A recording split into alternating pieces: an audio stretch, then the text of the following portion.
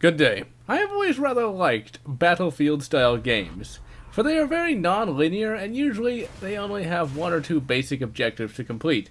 And really how you complete those objectives is entirely up to you, which means every time you play the game your experience varies somewhat, which means it takes a long time for that particular game to actually become boring. Now the game we're going to be taking a look at today is called Section 8, and no, it doesn't really do anything crazy enough to warrant getting sectioned. The gameplay for Section 8 is completely standard. You have two opposing factions that fight each other to control points. And really, neither faction is very unique or distinct. In fact, they wear the same exact power armor and everything. Now in any given match, random objectives do appear in addition to the basic control points objective. Now the weapons are just as basic as the objectives, and I think everyone knows what a pistol, combat rifle, and shotgun do by now.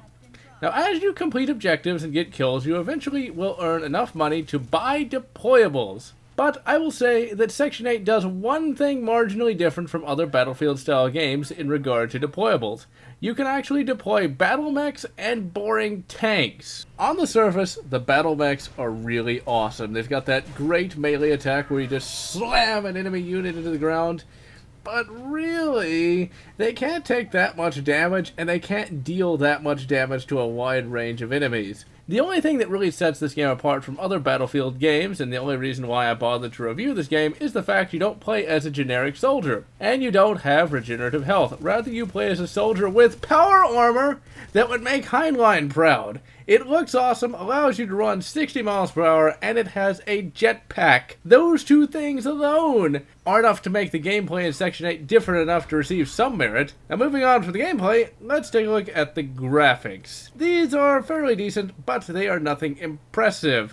And there's a good amount of texture pop in as well, and there's also a fairly good amount of slowdown as well, especially when the battle mechs are involved. The sound design and music are a bit lacking. All of the sounds seem crackly and muted, and the music is completely generic. Now as for the story, there is none. This is pretty much meant to just be played multiplayer. However, I will say that this game is a bit more fun single player, since if you want a good multiplayer Battlefield game, you'll probably just stick with Battlefield 3 and not this. Really, the bots in this game are actually pretty good most of the time. They're pretty good with their weapons, and they can actually use tactics. And as one would expect, the jetpacks can complicate things quite a bit.